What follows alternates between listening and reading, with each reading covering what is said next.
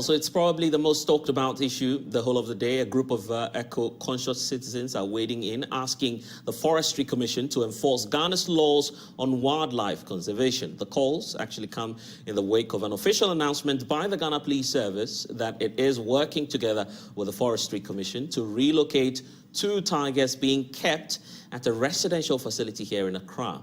Obviously, what we know is that residents at Wonder World Estates near the British High Commission at Region Accra have expressed worry over the presence of the carnivores in the estates believed to be owned by business mogul Nana Kwame Bediako, popularly known as Freedom Jacob Caesar. Well, the man at the center of the controversy himself says he was just keeping the animals for recreational purposes. I read the story, I didn't finish it, because when you're reading something about yourself that you kind of see too many paragraphs in lies, it's difficult for you to finish it. But from what I've seen and heard, I don't think I am putting anyone in danger, because the necessary procedures to protect the animals has been done. The necessary procedures to be able to build a future for the animals is in process with the commissions. So I don't know if somebody is saying this has happened or that has happened, and these animals has not harmed anyone. They have not been out there on the streets. They've been fed and taken care of. And they're still cubs. They're yet to grow. They haven't even turned to a year. They're still in their 6th, 7th month. So that's all it is, really.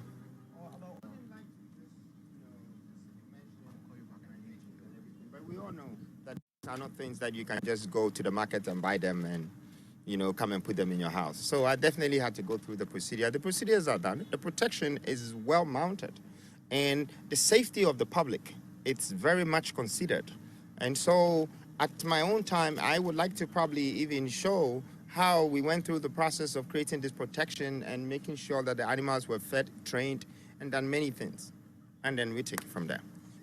Thank you. Well, so that's the account of the owner. While giving the terms of the country's wildlife regulations, any person who fails to obtain a license before keeping these wild animals shall, on conviction, be liable to a fine of not exceeding 10,000 Ghana cedis, or a jail term of not exceeding 12 months as well. But you have a full detail on your screens right now indicating what it is that's involved. So here's the LI 1452 talking about wildlife conservation, and it indicates that no person, first of all, section 6B indicates that no person shall keep a wild animal as a pet unless he is the holder of a license issued by the Chief Game and Wildlife Officer or his representative for that purpose. Now, application for licenses to keep a wild animal as a pet shall be made in writing to the Chief Game or Wild Officer or his representative in the area of residence of the applicant, accompanied by such fees as may be determined by the Chief Game and Wildlife Officer. Then we know that the Chief Game and Wildlife Officer may, in granting a license under this section, stipulate the conditions under which the wild animals shall be kept. And then we also know that a license granted under this section for the stated reason shall be withdrawn and the pet confiscated to the state. Then there's also a part talking about fees being collected, but the last leg of the point talks about the fact that any person who contravenes any of the provisions or regulations 6A or 6B commits an offense and shall be liable to a fine of not exceeding 10,000 Ghana cedis or to imprisonment for a term not exceeding 12 months or both. So these are the clear terms that we have within the wildlife regulations. Meanwhile, the eco-conscious citizens are already wading into the matter, asking the Forestry Commission to enforce the laws. Joining us now is the co-coordinator for the eco-conscious citizens, Awula Serwah. Thank you so much for your time. So, as eco-conscious citizens, what do you make of, first of all, the justification by the owner that he was simply keeping these animals for recreational purposes? Well, I mean, the main issue here are whether the laws were contravened or not, because it's about safety. It's about safety of residents and safety.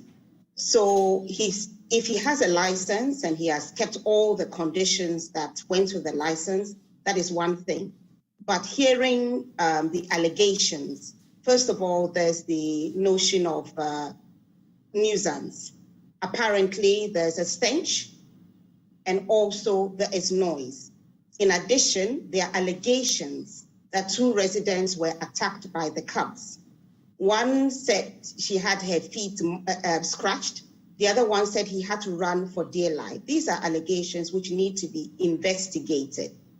We are quite clear that the owner does not have financial issues, so he can ensure that everything is done to keep the pets, if you want to call them that, in accordance with the conditions that go with the license.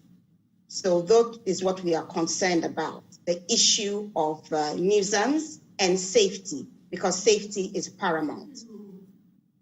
But I guess the concern is, really, is it a bad idea to keep these cats as pets, as we are learning of?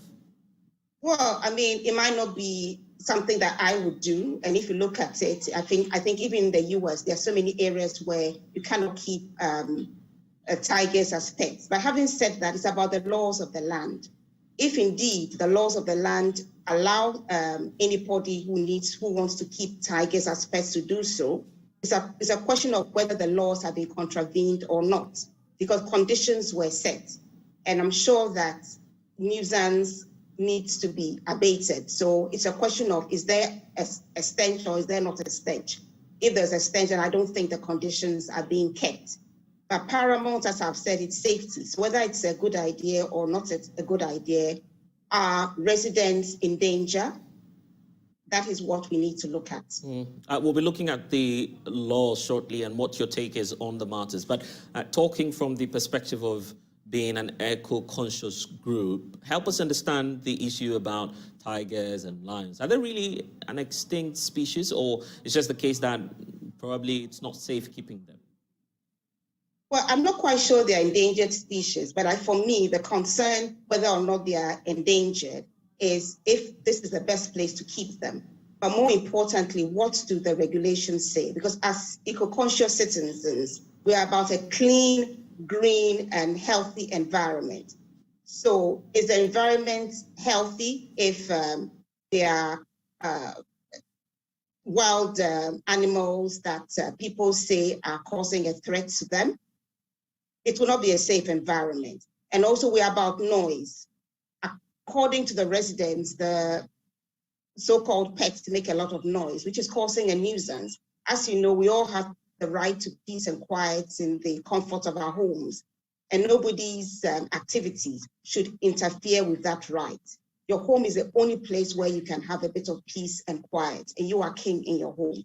You shouldn't have noise or nuisance from anybody interfering with that right of yours to peace and quiet. So that is our concern. But at least now we're learning that, for instance, keeping these carnivores is a luxurious lifestyle. Is that not what we're simply witnessing here? It is not a question of a luxurious lifestyle. I mean, you can have any lifestyle you like, so long as it doesn't affect somebody else. Because as you know, your freedoms end where somebody else's begins. So if the law allows you to keep snakes, scorpions, whatever, that's what the law allows you to do. But the law does not allow you to cause a nuisance to your neighbors. Therefore, whatever you do, it should be done in such a way that your neighbor is kept safe and your neighbor is not inflicted by any noise or anything that disturbs him in his own home.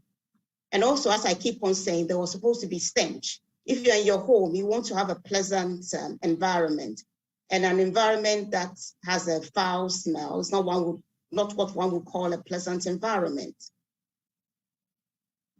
Well, the law enforcement agencies are already coming into this. We're hearing from the Ghana Police Service, for instance, which says that it is carrying out a relocation exercise together with the Forestry Commission. Is that the best option and the best way out in this case? I mean, first of all, I have to say that according to the residents, they made a number of complaints and they didn't get anywhere with the complaints. It was only after the media, and we need to thank the media. It was only after the media highlighted the issue that something was done, and that is not right. If complaints are made, they need to be investigated and actually the beautiful laws. But unfortunately, monitoring and enforcement is not something we're very good at. We talk about building. The regulations are very clear that you cannot build on every inch of your land. Space needs to be kept for drainage, greenery, and so on and so forth. But we find out that in certain areas, people have built on almost every inch of the land, and the authorities stand idly by. They don't enforce the regulations. So that is one of the problems we have, enforcement. Awula, what would you say to someone who walks up to you and say, well, these are just animals. Why are we making a big deal out of this situation? Well, I'll say they're just animals. You can go and join them and see whether we're making a big deal or not. We know that these are undomesticated animals. Even in the case of domesticated animals, we read of cases where dogs, which are being kept as family pets, have actually attacked the children, in some cases killed babies and children. And these were family pets. They can be unpredictable. So if even family pets can sometimes harm their owners and their families, how much more undomesticated wild animals? So anybody who thinks we're making a big fuss, well, they're entitled to their opinion, but they can come and live there with the pets. But I think that all we need to do is ensure that the laws are being kept, and there's no unsafety to the residents, there's no stench and no noise. If there had been none of these issues, I don't think that we'll be having this conversation. Awula, I'm not sure I'm trying that anytime soon, but thank you for joining us here on The Pulse. That's Awula, our co-coordinator for the group calling itself Eco-Conscious Citizens. Well, one man who's been close to the action is also